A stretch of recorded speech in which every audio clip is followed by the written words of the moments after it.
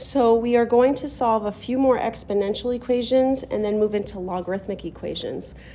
2 to the x equals 10 is actually a little bit easier than one of the tries that we had in the previous video.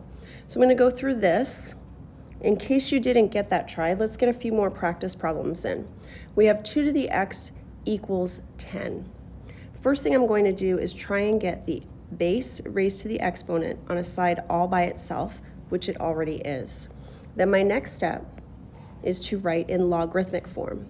So I'm going to write log base 2 of 10 equals x.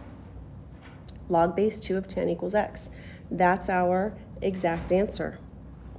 So x equals log base 2 of 10. And that's what your answer might look like. That's what a textbook's answer might look like. I usually use those parentheses around the argument because, as you'll see in the coming problems, the argument gets a little messy. Now, you may have learned 2 to the x equals 10 to take the natural log of both sides. So you might be saying, well, I learned to take the natural log of both sides. So I have the natural log of 2 to the x equals the natural log of 10. And then you take that x and you bring it out front and you divide both sides by natural log of 2.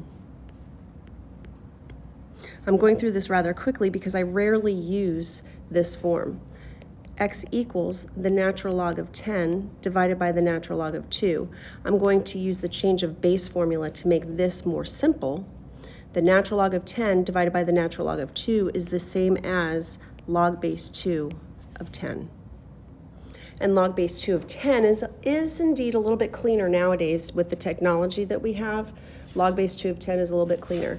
The reason why we used to show our answers like this and why your instructors might be showing you your answers like this is because we learned in a time where calculators required the change of base formula. So very often we needed that form in order to do the calculation. But now we have calculators that will actually allow us to enter this form into our calculators and provide us an answer.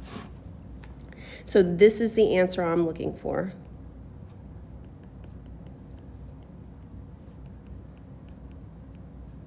But if you're not worried about what I'm looking for, feel free to use your previous learned skill of natural logging both sides. Okay, let's try this one. And there are a few different ways to do this problem. Go ahead and press pause, and when you return, I'll show you both ways. Okay, welcome back. The first way I would solve this problem, recognizing that 27 is 3 cubed, is rewrite 27 as 3 cubed. Now that I have the same base, I can set the exponents equal to each other. So x minus 1 must equal 3. So the exponents, I'm going to set those exponents equal to each other. So x minus 1 equals 3. Therefore, x equals 4.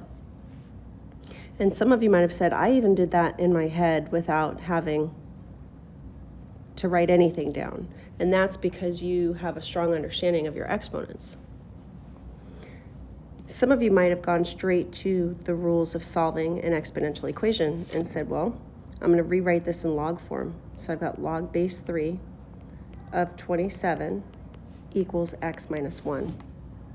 Well, log base 3 of 27 is 3. So this value right here is 3.